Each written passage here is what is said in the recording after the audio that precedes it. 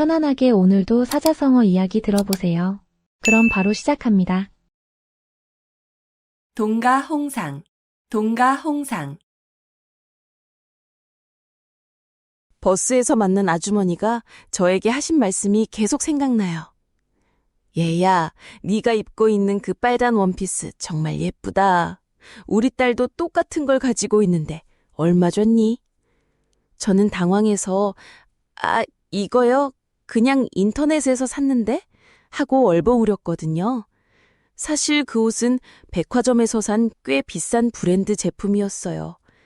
그런데 아주머니 딸이 가진 건 분명 비슷하게 생긴 저렴한 제품이었을 텐데 아주머니는 진심으로 똑같다고 생각하고 계셨던 거예요.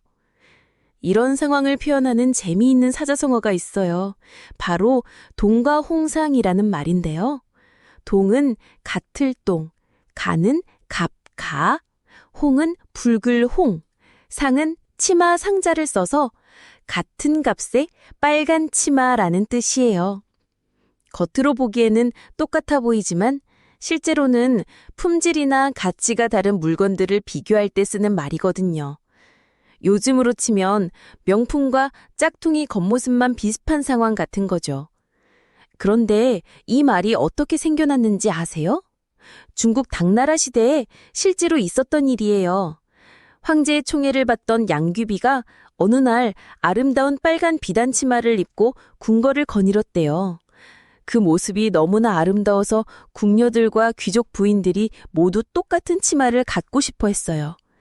그런데 양귀비가 입은 건 최고급 비단으로 만든 것이어서 가격이 엄청났거든요. 그래서 사람들은 비슷하게 생긴 저렴한 치마들을 사서 입기 시작했어요. 멀리서 보면 똑같아 보이니까요. 하지만 가까이서 보면 원단의 질감이나 색깔의 깊이가 완전히 달랐죠. 이때부터 겉으로는 같아 보이지만 실제로는 다른 것을 동가홍상이라고 부르게 됐어요. 그날 버스에서 내린 후에 집에 와서 거울을 보니까 정말 신기하더라고요.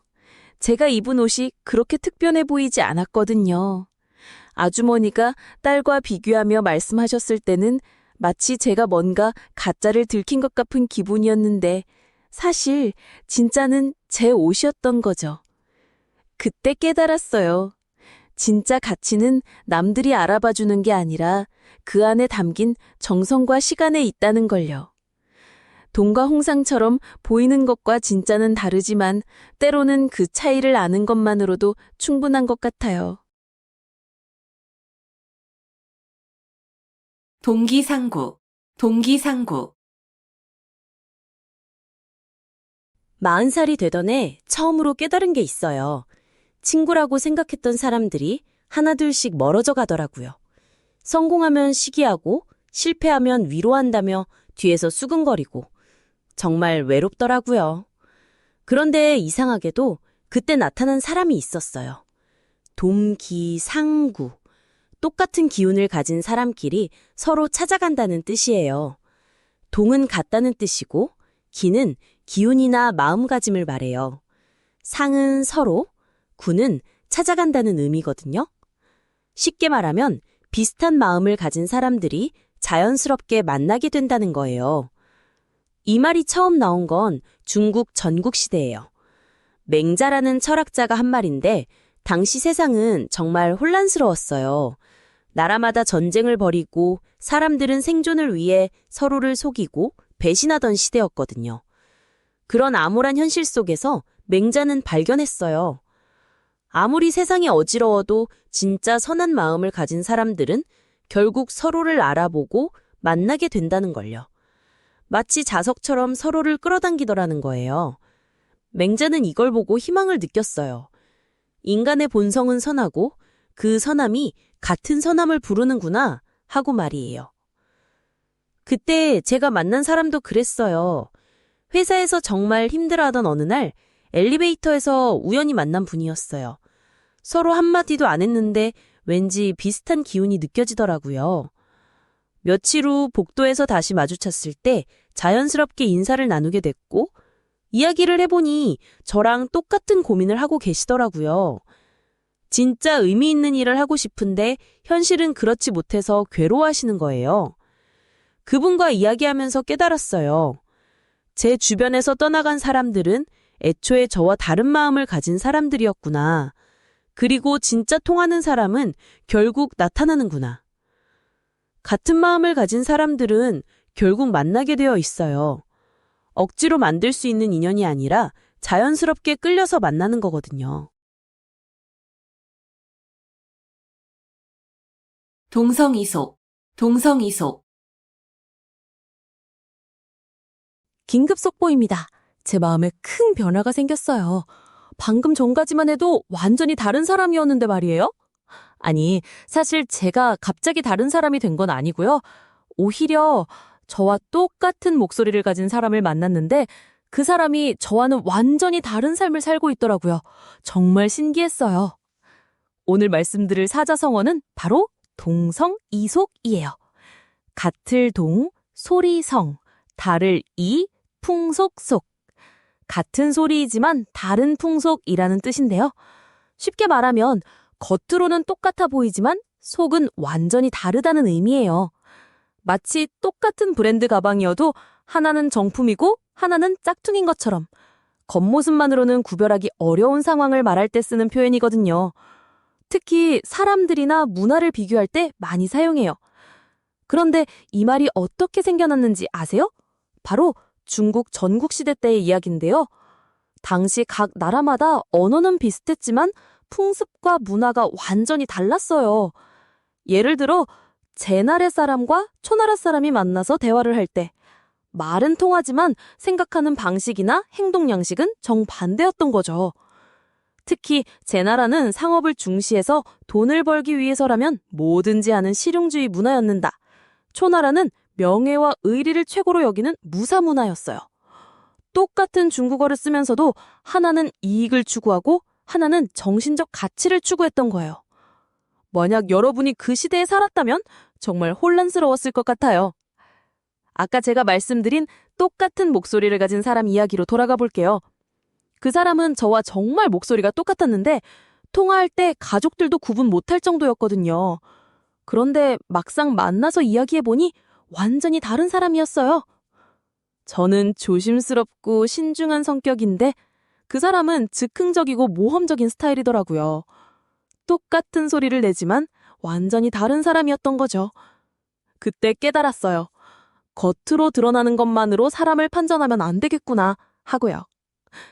동성이속이라는 말이 딱 맞는 상황이었던 거예요.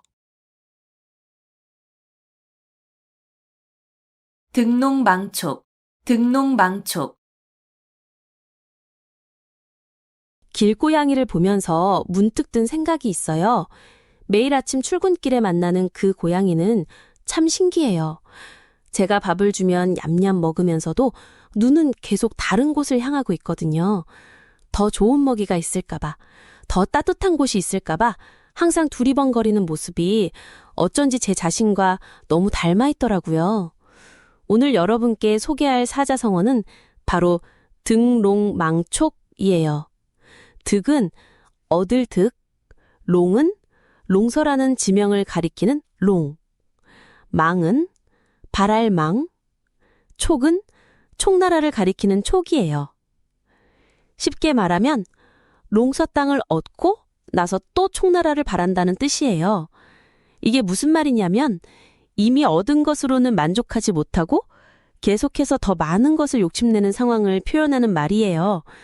요즘으로 치면 새 휴대폰을 샀는데도 또 다른 최신 모델이 나오면 그것까지 갖고 싶어 하는 마음이랄까요? 그런데 이 말이 어떻게 생겨났는지 정말 흥미로운 이야기가 있어요.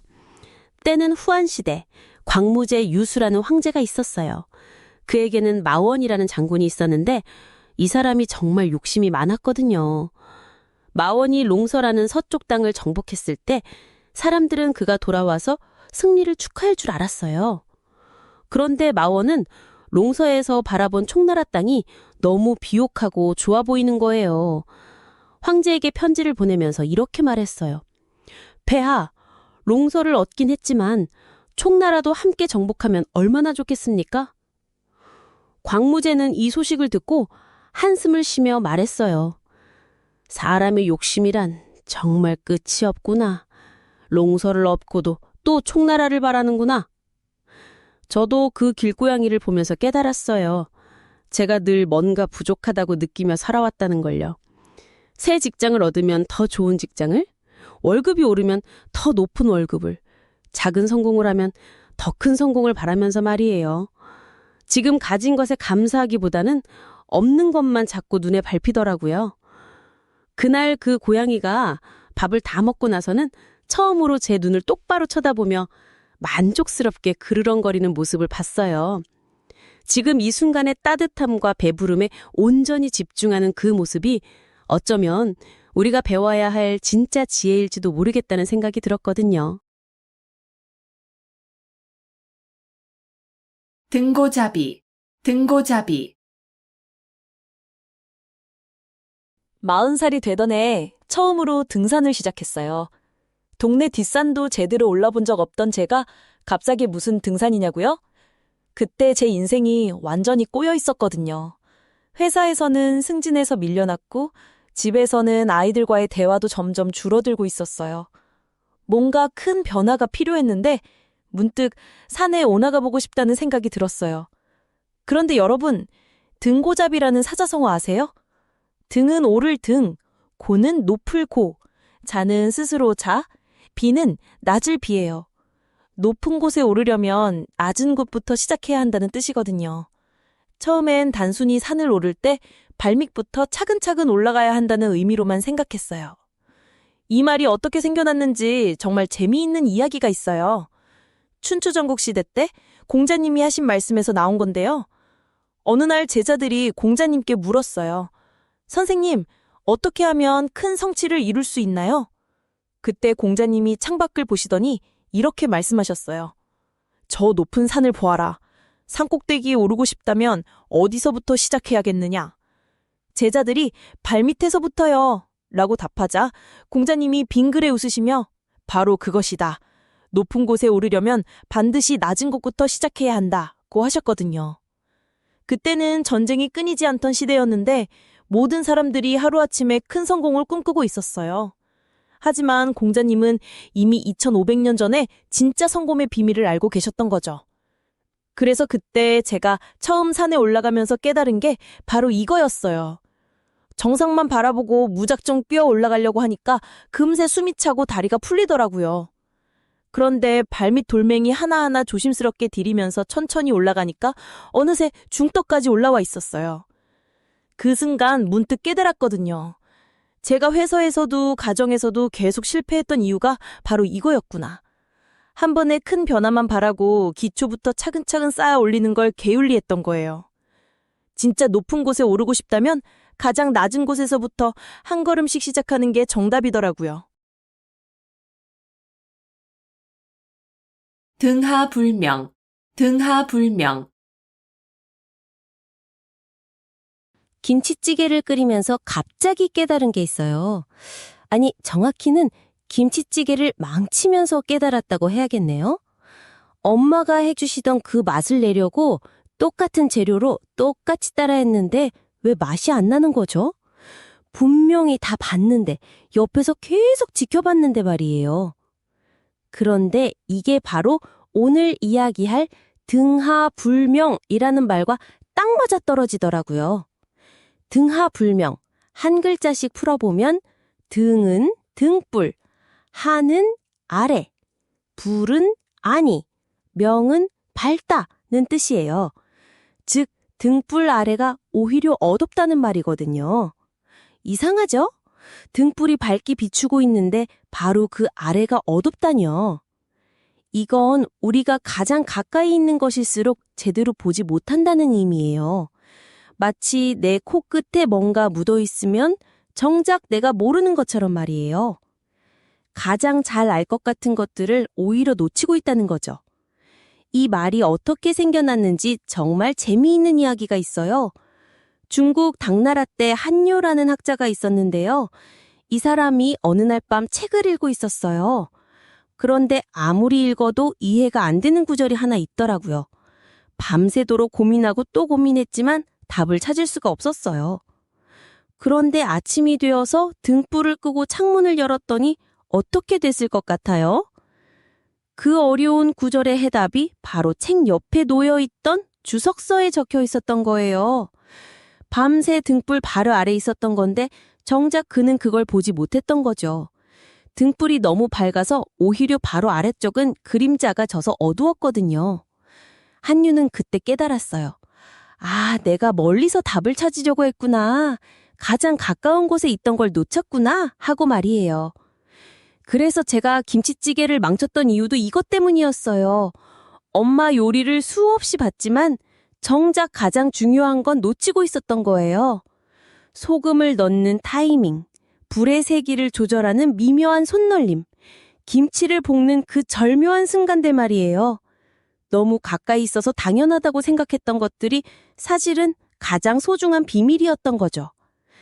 등 아래가 당연히 어두운 건 당연해요. 하지만 그 어둠 속에 정말 중요한 것들이 숨어 있거든요. 등화 갇힌, 등화 갇힌. 40살이 되던 해 처음으로 혼자만의 시간이 주어졌어요. 아이들은 모두 잠들고 남편은 야근, 집안은 고요했죠. 그런데 이상하게도 그 정적이 무섭더라고요. 텔레비전을 켜야 할지 음악을 틀어야 할지 몰라서 한참을 서 있었어요. 그때 문득 책상 위 스탠드가 눈에 들어왔죠. 여러분, 등화가친이라는 말 들어보셨나요? 등불등, 불화, 가할가, 친할 친자를 써서 만든 사자성어인데요. 글자 그대로 풀면 등불과 친하게 지낸다는 뜻이에요. 무슨 등불과 친구가 된다는 걸까요? 바로 책을 읽기에 좋은 계절이 되었다는 의미거든요. 날이 추워지고 밤이 길어지면 등불을 켜고 책과 함께하는 시간이 소중해진다는 거죠. 이 말이 어떻게 생겨났는지 정말 재미있는 이야기가 있어요. 중국 당나라 때 한유라는 문인이 있었는데요. 이 사람이 조카에게 보낸 편지에서 처음 사용한 표현이거든요. 한유는 조카가 공부를 게을리하는 걸 보고 편지를 썼어요. 지금 가을이 되어 날씨도 선선하고 밤도 길어졌으니 등불 켜고 책 읽기 딱 좋은 때 아니냐 면서요. 당시에는 전기도 없고 촛불이나 기름 등에 의존해야 했으니까 등불을 켜고 책을 읽는다는 건 정말 소중한 시간이었을 거예요. 더운 여름에는 촛불마저 더위를 가중시키고 추운 겨울에는 손이 얼어서 책장을 넘기기 힘들었을 테니까요. 그래서 선선한 가을밤이야말로 학문에 정진하기 최적의 때라고 생각했던 거죠. 그날 밤 저도 책상 앞에 앉아서 스탠드를 켰어요. 오랜만에 손에 잡은 책이었거든요. 아이 키우고 살림하느라 정말 오랫동안 제 시간이 없었는데 그 고요한 밤에 책장을 넘기는 소리가 이렇게 반가울 줄 몰랐어요. 등불 아래서 글자 하나하나를 따라가다 보니 그동안 놓쳤던 저 자신과 다시 만나는 기분이었죠. 결국 등화가친이라는 건 단순히 공부하라는 말이 아니라 바쁜 일상 속에서도 자신만의 소중한 시간을 만들어가라는 의미였던 거예요. 마부작침, 마부작침. 길거리에서 만난 할머니 한 분이 해주신 말씀이 계속 머릿속을 맴돌고 있어요. 그 할머니는 손에 낡은 바늘 하나를 들고 계셨는데 그 바늘이 어디서 났는지 궁금해서 여쭤봤거든요. 그랬더니 할머니가 빙긋 웃으시면서 하신 말씀이 정말 놀라웠어요. 오늘 이야기할 사자성어는 마부작침이에요. 도끼마, 도끼부, 만들작, 바늘침. 도끼를 갈아서 바늘을 만든다는 뜻이죠. 처음 들으면 말이 안 되잖아요. 그 큰 도끼를 어떻게 갈아서 작은 바늘을 만든다는 건지. 하지만 이 말은 아무리 어려운 일이라도 끈기 있게 노력하면 이룰 수 있다는 의미예요. 불가능해 보이는 일도 포기하지 않으면 결국 해낼 수 있다는 거죠. 그런데 이 말이 어떻게 생겨났는지 아세요? 중국 당나라 때 이백이라는 시인이 있었어요. 이백은 나중에 시선이라고 불릴 정도로 유명한 시인이 되었지만 어린 시절엔 정말 공부를 싫어했거든요. 하루는 또 학교를 빼먹고 산으로 놀러 갔어요. 그런데 개울가에서 한 할머니가 큰 쇠도끼를 돌에 대고 열심히 갈고 있는 거예요. 이백이 신기해서 물어봤죠. 할머니, 뭐 하세요? 그랬더니 할머니가 말씀하시길 이 도끼를 갈아서 바늘을 만들고 있다는 거예요. 이백이 웃으면서 그런 게 어디 가능하냐고 했더니 할머니가 진지하게 대답하셨어요. 매일매일 조금씩 갈면 언젠가는 바늘이 될 거라고. 철이 닳는 건 시간 문제일 뿐이라고 하시더라고요. 그 말을 들은 이백이 깜짝 놀라면서 깨달았죠. 아, 공부도 마찬가지구나. 매일 조금씩 하면 언젠가는 큰 성과를 낼 수 있겠구나. 그래서 아까 그 할머니 이야기로 돌아가면요. 그분이 들고 계신 바늘이 바로 60년 전에 도끼에서 시작된 거였어요. 젊은 시절 시집 와서 바느질을 배워나 했는데 바늘이 없어서 남편 도끼를 몰래 가져다가 매일 조금씩 갈기 시작했대요. 1년, 2년, 3년이 지나니까 정말 바늘 모양이 나오기 시작했고 그 바늘로 평생 옷을 지으며 가족을 먹여 살렸다는 거예요. 그때 제가 깨달은 건 포기란 건 내가 정하는 거라는 거였어요. 불가능은 없다는 말이 이제야 진짜 의미로 다가오네요. 도끼도 바늘이 될 수 있다면 말이에요. 막역지우, 막역지우. 길고양이를 보면서 문득 든 생각이에요. 어제 퇴근길에 골목을 지나는데 회색 고양이 한 마리가 까만 고양이와 나란히 앉아서 털을 핥아주고 있더라고요. 같은 색깔도 아니고 크기도 다른데 서로를 이렇게 보살펴주는 모습이 너무 신기했어요. 사람들은 조건을 따지고 개선하면서 사귀는데 이 고양이들은 그냥 있는 그대로 서로를 받아들이고 있었거든요. 막역지우라는 말이 있어요. 막은 없다는 뜻이고 역은 거스른다는 의미예요. 지우는 벗이라는 뜻이죠. 합치면 서로에게 거스르거나 거슬리는 것이 전혀 없는 친구라는 뜻이에요. 요즘 말로 하면 진짜 찐친구, 마음이 완전히 통하는 소울메이트 같은 관계를 말하는 거예요. 조건 없이 서로를 이해하고 말하지 않아도 마음을 알아주는 그런 사이 말이에요. 이 말이 어떻게 생겨났는지 아세요? 중국 전국시대에 백아라는 검은고 명인이 있었어요.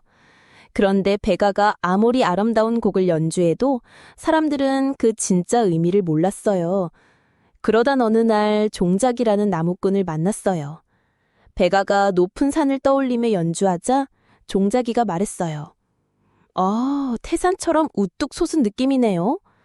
물을 생각하며 연주하니까 강물이 흘러가는 소리 같아요 라고 했어요. 백아는 깜짝 놀랐어요. 드디어 자신의 음악을 완벽하게 이해해주는 사람을 만난 거였거든요. 그런데 얼마 후 종작이가 죽자 백아는 검은고 줄을 끊어버리고 다시는 연주하지 않았다고 해요. 자신을 진정으로 이해해주는 사람이 없어진 세상에서 음악이 무슨 의미가 있겠느냐고 했던 거예요. 그래서 그때 제가 깨달은 건 그 회색 고양이와 까만 고양이처럼 조건 없이 서로를 받아들여주는 사람이 있다는 게 얼마나 소중한지였어요. 제가 힘들 때 말하지 않아도 알아주고 기쁠 때 함께 웃어주는 그런 사람 말이에요.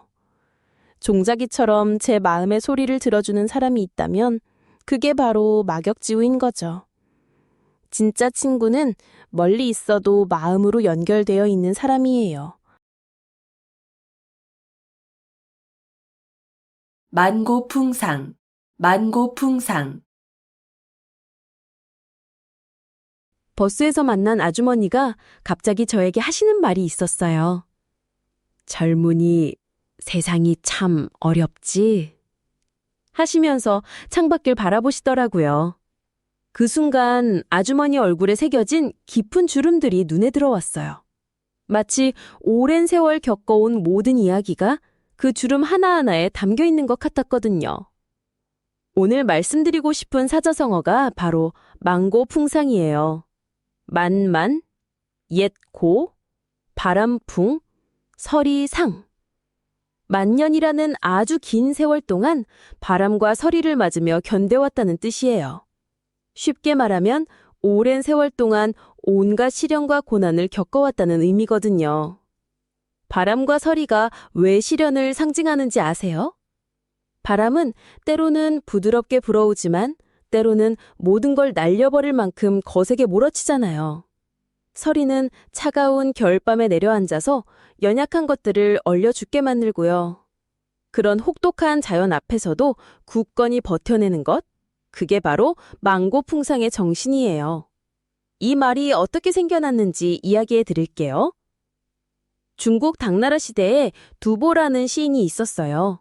두보는 평생을 가난과 전쟁 속에서 살았던 사람이에요. 젊은 시절부터 관직에 나아가고 싶어 했지만 번번이 좌절되고 안사의 난이라는 큰 전쟁이 일어나면서 가족과 헤어져 떠돌아다녀야 했거든요.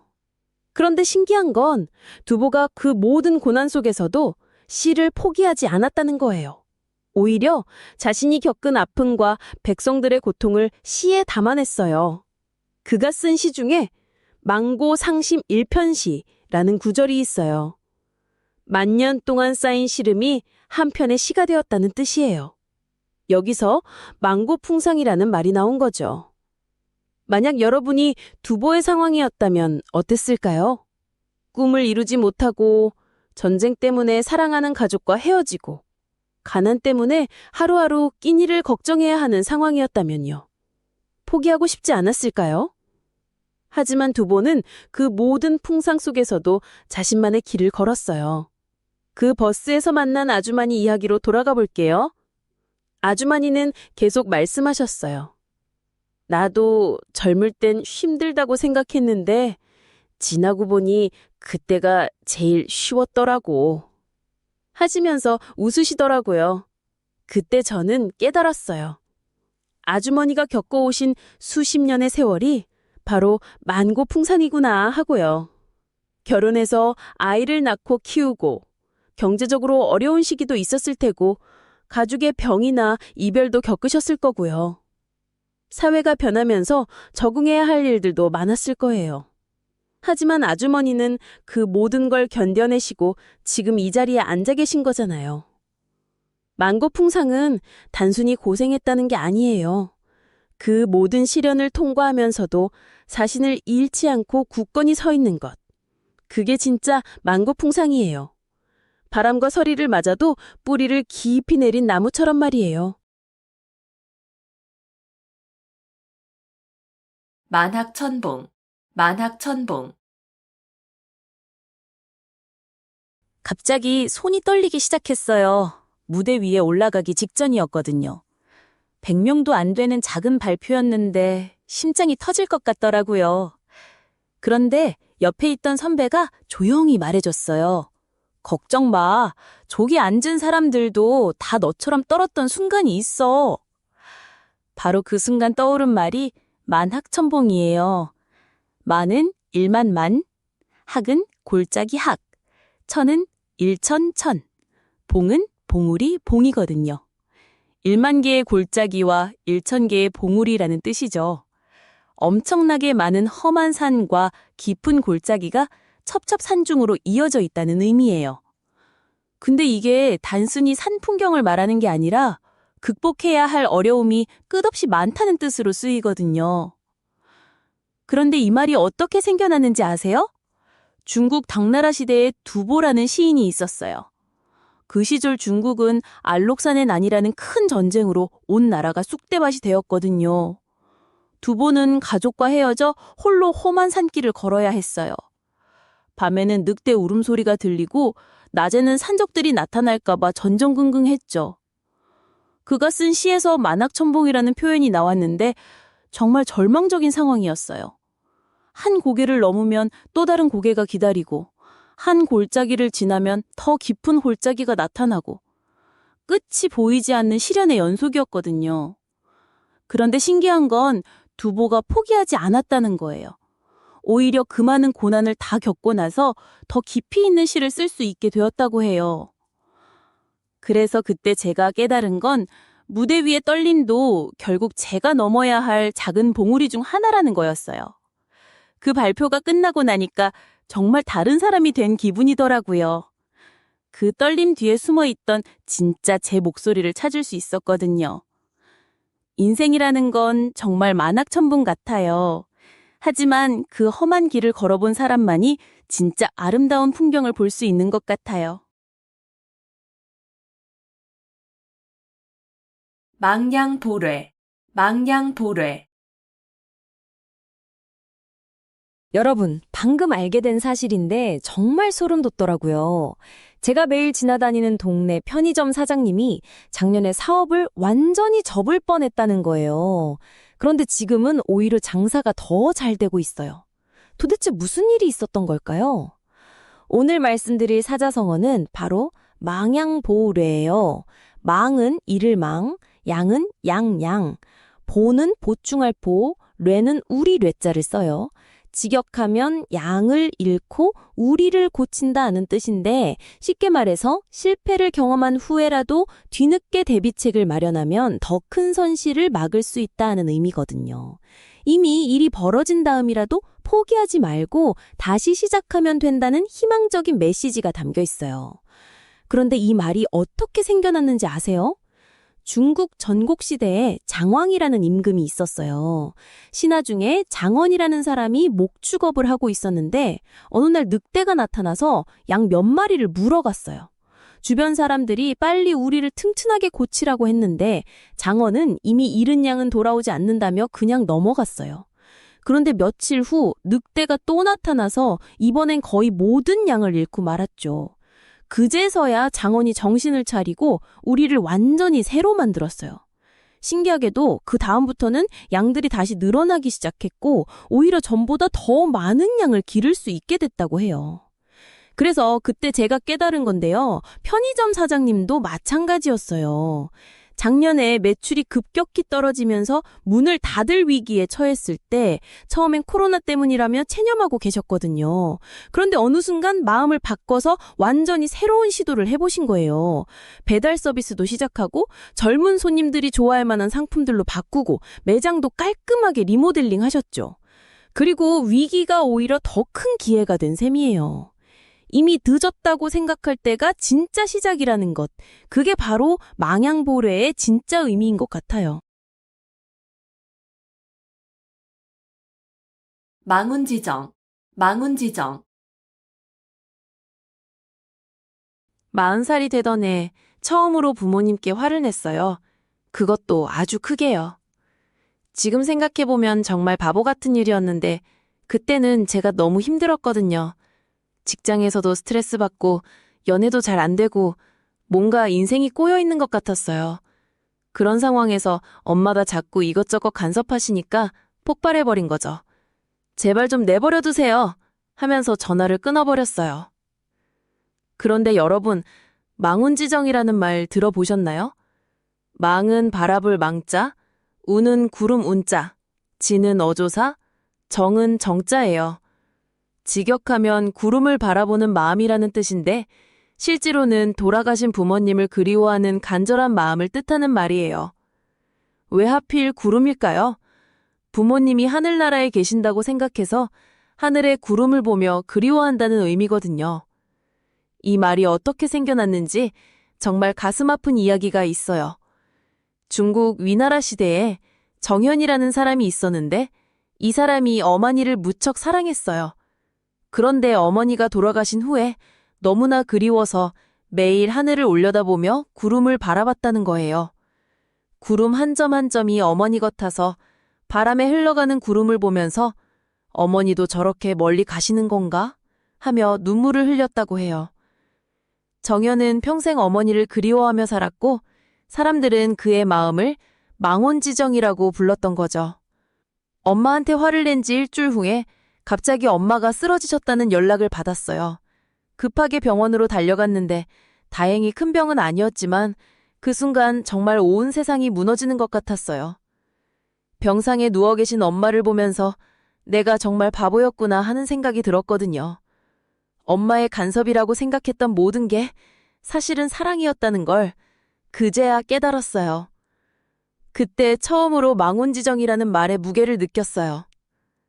부모님이 살아계실 때는 당연한 줄 알지만 언젠가는 구름만 바라보며 그리워하게 될 날이 온다는 걸 잊지 말아야겠더라고요. 망자개치, 망자개치. 택시기사님이 뜬금없이 하신 말씀이 아직도 생각나요. 아가씨, 나이 몇 살이에요? 갑자기 왜 나이를 물어보시나 했는데 이어서 하신 말씀이 우리 딸이 아가씨랑 비슷한 나이였을 텐데 과거형으로 말씀하시더라고요. 순간 분위기가 무거워졌어요. 그때는 뭐라고 대답해야 할지 몰랐거든요. 오늘 이야기할 사자성어가 바로 망자개치예요. 망할 망, 아들 자, 셀 개, 이치자를 써서 망자개치라고 하는데요. 직역하면 죽은 자의 나이를 센다는 뜻이에요. 무슨 말인지 조금 이상하죠?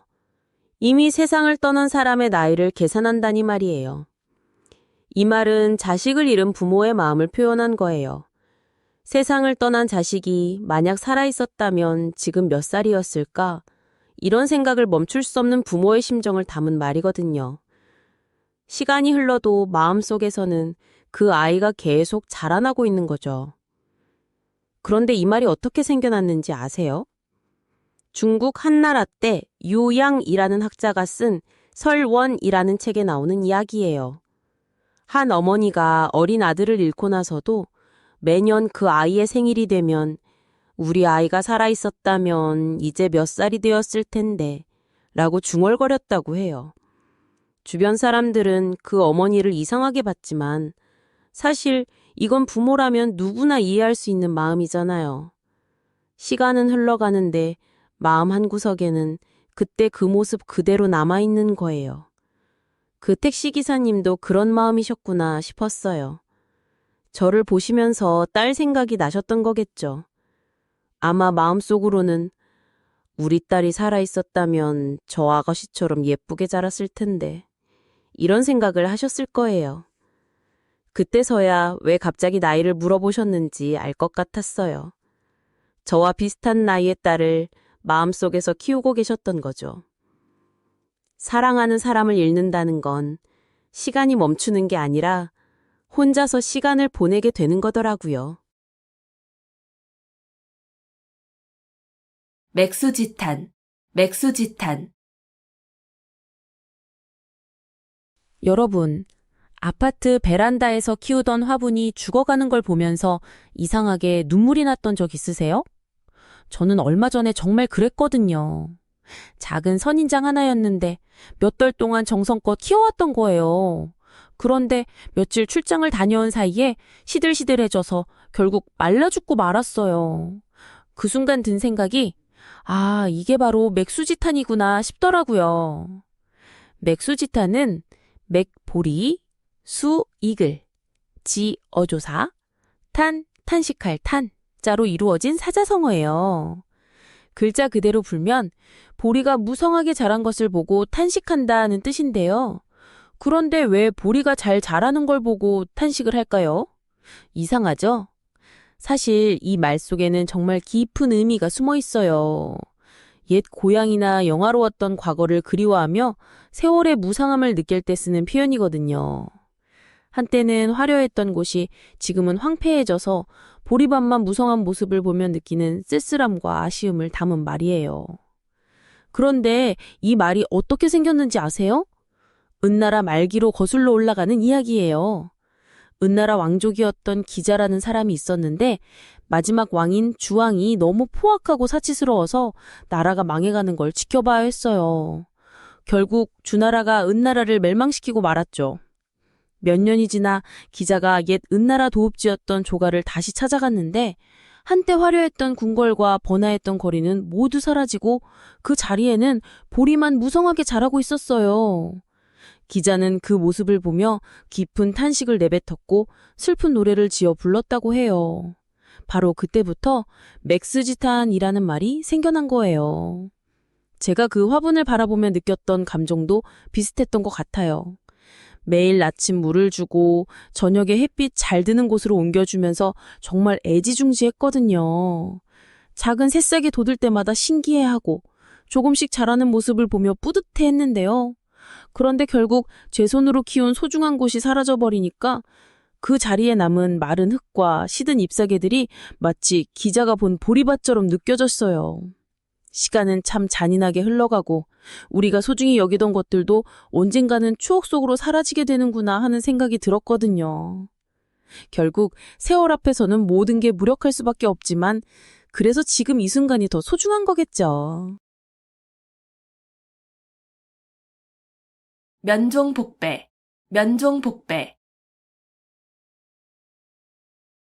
엘리베이터가 바로 열린 그때였어요. 13층까지 올라가는 동안 저 혼자만 있었거든요. 그런데 갑자기 거울에 비친 제 모습을 보게 됐는데 이상하게도 두 개의 얼굴이 보이는 것 같았어요. 하나는 환하게 웃고 있는 얼굴, 다른 하나는 뭔가 억지로 참고 있는 듯한 표정이었죠. 오늘 말씀드릴 사자성어는 바로 면종복배예요. 면은 얼굴면, 종은 따를 종, 복은 배복, 배는 등배를 뜻해요. 겉으로는 따르는 척하지만 속으로는 반대한다는 뜻이거든요. 쉽게 말해서 겉과 속이 다른 사람을 표현할 때 쓰는 말이에요. 이 말의 유래가 정말 흥미로운데요. 중국 당나라 때 현종이라는 황제가 있었어요.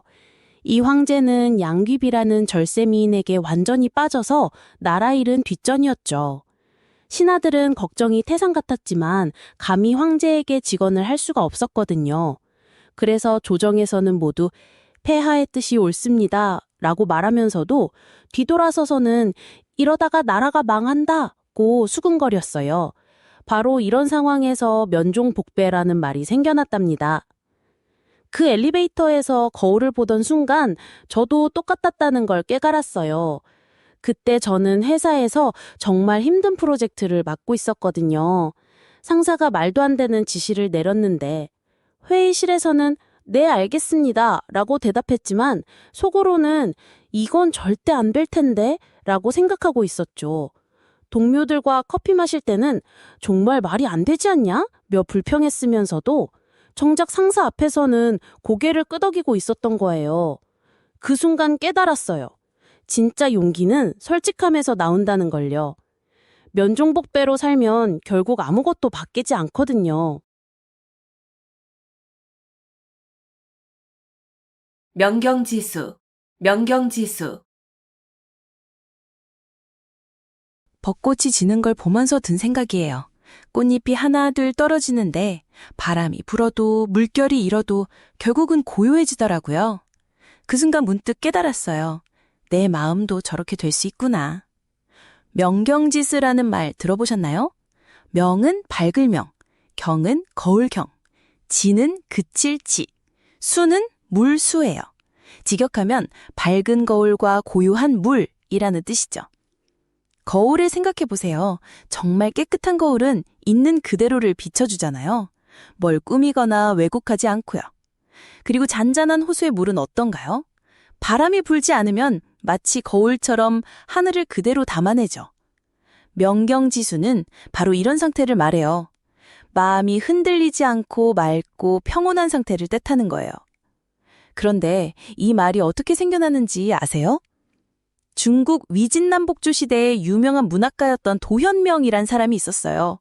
이 사람은 관리로 일하다가 어느 날 갑자기 모든 걸 포기하고 시골로 들어가 버렸어요. 사람들이 왜 그랬냐고 물어보니까 이렇게 대답했대요. 내 마음이 명경지수 같은 상태가 되고 싶다. 육심과 분노, 시기와 질투로 흐려진 마음이 아니라 맑고 고요한 마음으로 살고 싶다. 도현명은 권력과 명예를 쫓는 대신 자연 속에서 농사를 지으며 살았어요. 사람들은 그를 바보라고 했지만 그는 오히려 진정한 행복을 찾았다고 말했죠. 만약 여러분이 그 상황이었다면 어떤 선택을 하셨을까요? 그때 벚꽃이 지는 걸 보면서 제가 깨달은 게 바로 이거였어요. 저도 그동안 얼마나 많은 걸로 마음을 흐렸는지 알겠더라고요. 남들과 비교하느라, 인정받으려고 애쓰느라, 완벽해지려고 노력하느라 제 마음이 온통 탁해져 있었던 거예요. 꽃잎이 물에 떨어져도 물은 다시 잔잔해지듯이 제 마음도 그렇게 될 수 있다는 걸 그때 처음 알았어요.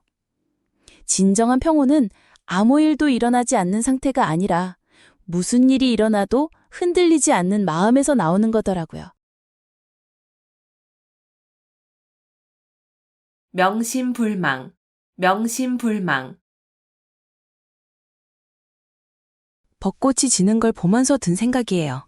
꽃잎이 하나 둘 떨어지는데 바람이 불어도 물결이 일어도 결국은 고요해지더라고요. 그 순간 문득 깨달았어요.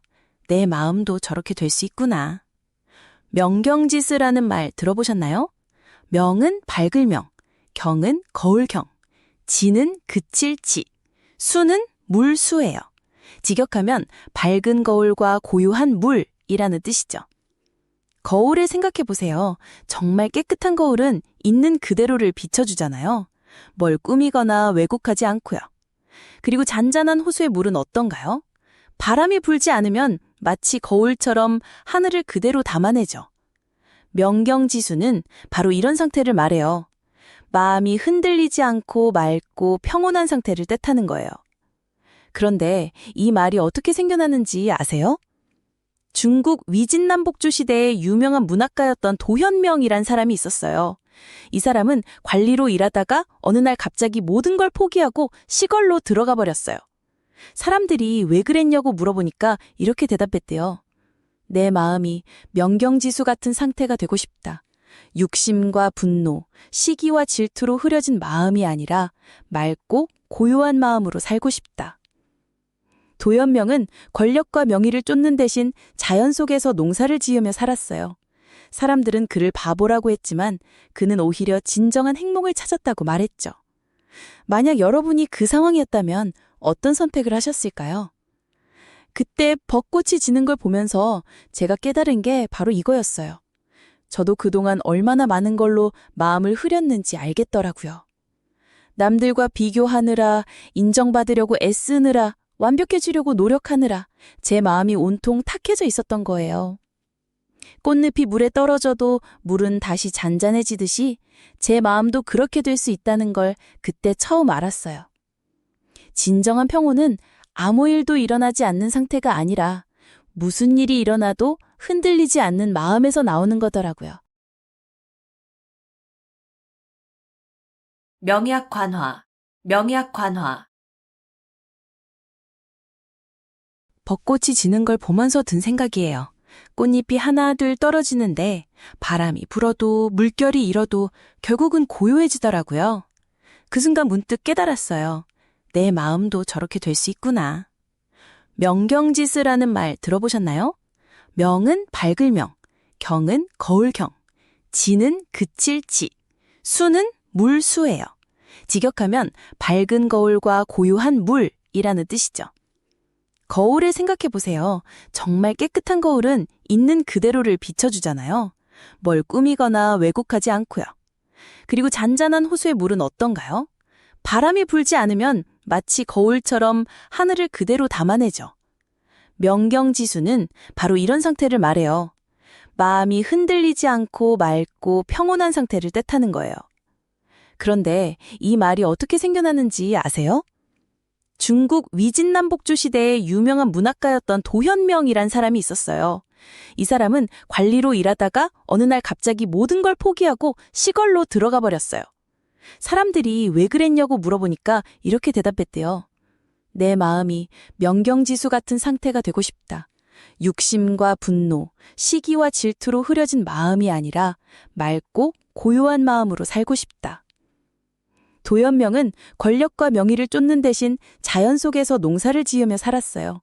사람들은 그를 바보라고 했지만 그는 오히려 진정한 행복을 찾았다고 말했죠.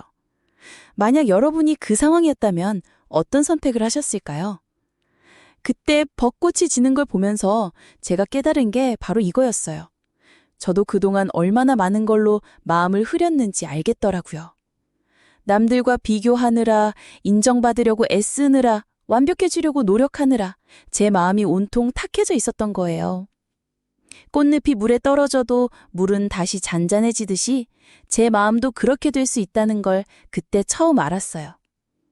진정한 평온은 아무 일도 일어나지 않는 상태가 아니라 무슨 일이 일어나도 흔들리지 않는 마음에서 나오는 거더라고요. 명제경각, 명제경각. 엘리베이터 문이 열리는 순간 저와 문이 마주친 낯선 할아버지가 갑자기 이런 말씀을 하시더라고요. 젊은이, 시간이 얼마나 소중한지 아나. 저는 그냥 예의상 네 그렇죠 했는데 할아버지가 손목시계를 가리키시며 계속 말씀하시는 거예요. 이 바늘이 한 번 돌 때마다 우리 생명도 조금씩 줄어들고 있다네. 순간 소름이 돋았어요. 불과 10초 정도의 짧은 만남이었는데도 그 말이 계속 머릿속에 맴돌더라고요. 그런데 오늘 여러분께 소개하고 싶은 사자성어가 바로 그 할아버지 말씀과 딱 맞아떨어지는 말이에요. 명제경각이라는 사자성어인데요. 명은 목숨 명자, 제는 있을 제자, 경은 잠깐 경자, 각은 새길 각자예요. 합쳐서 해석하면 목숨이 잠깐 사이에 있다, 즉 생명이 아주 위급한 상황에 놓여 있다는 뜻이거든요. 정말 절체절명의 순간, 지금 당장이라도 숨이 끊어질 수 있는 그런 아슬아슬한 상황을 표현할 때 쓰는 말이에요. 이 말이 어떻게 생겨났는지 정말 흥미로운 이야기가 있어요. 중국 한나라 때 일인데요. 어떤 죄수가 사형 선고를 받고 형장으로 끌려가게 됐어요.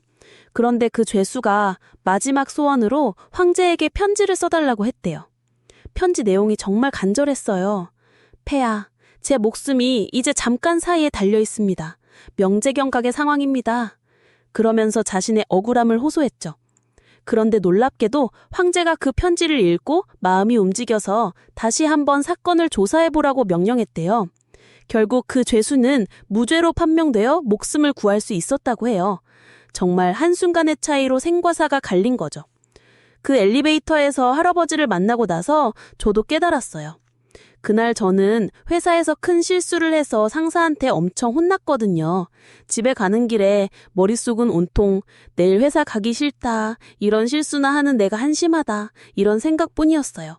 그런데 할아버지 말씀을 듣고 보니 지금 이 순간 제가 숨을 쉬고 있다는 것 자체가 얼마나 소중한 건지 새삼 느끼게 되더라고요.